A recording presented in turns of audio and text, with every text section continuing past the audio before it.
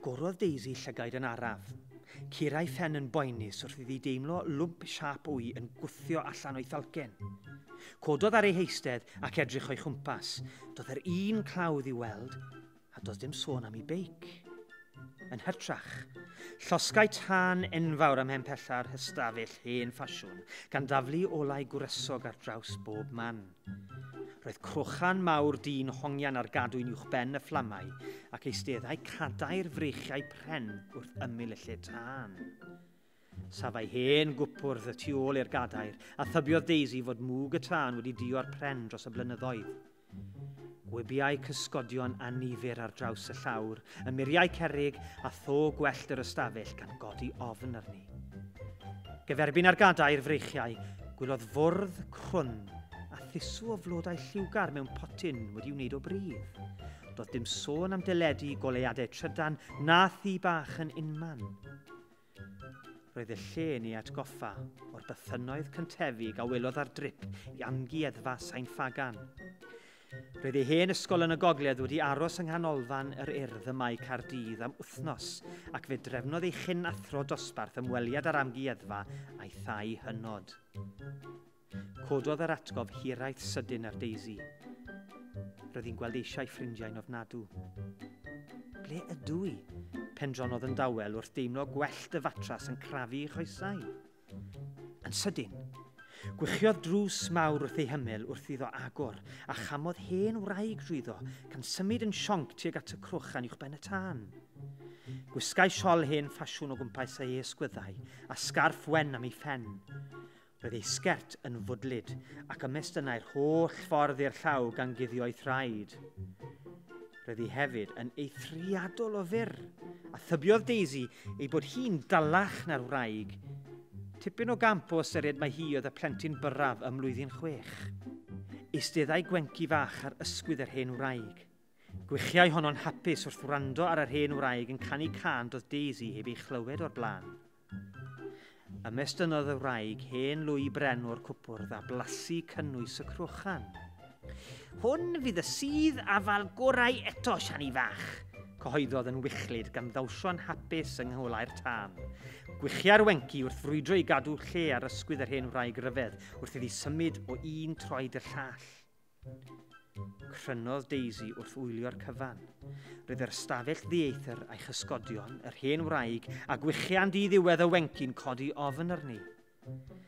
Symudodd yn araf tuag at ben y gwely, gyda'r bwriad o redeg am y drws a dianc oddi yno. Rhewodd fel delw. Ymddangosodd neidyr dros ymyl y gwely gan lithro'n araf tuag ati. Seithau tafod y creadur i mewn ac allan o'i geg a syllai ar Daisy gyda'i lygaid dion. A! Sgrechiodd Daisy'n uchel. Ei bod hi'n dwlu ar greaduriad o bob math, arswydau bob tro y gwelai nadroedd ar y teledu neu mewn llyfrau. Roedd ei llygaid, ei crwyn, ei tafodau a'i symudiadau llithrig yn ei dychryn hi'n ofnadw. Edrych, Siani, mae'r lodys fach wedi dihuno, cyhoeddodd yr hen wraig wrth gerdded tuag at y gwely. Paid â chynyrfu, neith morfi ddim niw wedi ti, meddai wrth godi'r neidyr i'w mynwes. Pwy ydych chi a be ydych chi'n neud yn fama? Hwlodd Daisy. Gwenodd yr hen wraig yn gynnes ac eistedd ar ochr y gwely. Des i o hyd i ti'n gorwedd yn anymwybodol o'r dopper hewl. Mae rhaid bod ti wedi cwmpo oddi ar y teclyn rhyfedd na gyda'r ddwy olwyn. Cofiodd Daisy'n sydyn am ei damwain ac am dwynwen draco yn y fan felyn. Mari ydw i a dyma Siani, meddai'n gyfeillgar. Rwy ti eisoes wedi cwrdd â morfydd, ychwanegodd wrth fwytho'r neidyr yn ei dwylo. Beth yw denw di, lodys fach? Crafodd Mari thrwy'n hir am beth amser, heb dynnu llygaid tywyll oedd hi ar wyneb Daisy. Yna, gwenodd unwaith yn rhagor. Sdim rhaid i ti weithau, cofia? Daisy, atebodd hithau. Daisy! Am enw bach neis, nododd Mari. Cymer gair o gyngor, Daisy fach. Os wyt ti eisiau dod dros dy atal, a nadlan ddwfwn ac ymlacia. O'r gore? Ceisiodd Daisy wenu ar yr hen wraig, ond dychwelodd y boen yn sydyn. Cododd ei llaw a'i gosod ar y lwmp ar ei thalcen. Aw, cwynodd yn dawel. Mae hwnna'n edrych yn boenus, meddai Mari, cyn symud tuag at y cwpwrdd pren. Cymerodd gwpan oddi ar un o'r silffoedd, ei lenwi gyda'r sydd afal o'r crochan, a'i estyn yn ofalus i Daisy. Yfa di'r sydd yma, Daisy fach, ac fe gyd i wared ar y boen yn dy ben. Doedd dim awydd yfed y ddiod ar Daisy, ond oedd hi ddim eisiau siomi Mari. Byddai'n well i mi chadw hi'n hapus ac efallai y caifyn adran ddiogel, meddyliodd yn obeithiol. Yfodd y sydd cynnes, ac o fewn chwintiad. Diflannodd ei phen tost, a theimlo'n rhyfeddol o sionc. Fedra ddim credu'r peth. Ro'n i'n iawn yn doni, holodd Mari'n frwd wrth weld yr olwg boenus yn dyflannu oddi ar wyneb Daisy. Dyw Siani a fi ddim yn dod ar draws pobl ddieithr yn gorwedd ar y llwybr yn aml iawn. Be ddigwyddodd i ti? Anadlodd Daisy'n ddwfn a cheisiodd ymlacio cyn ateb. Nes i ddisgyn oddi ar y meic ar y ffordd adra, atebodd Daisy, gan ryfeddu fod ei hatal dipyn yn gwell. Ble mae adre, holodd Mari yn bryderus? Arthyn fach, atebodd Daisy. O, dyw hwnna ddim yn bell, meddai Mari cyn wenu.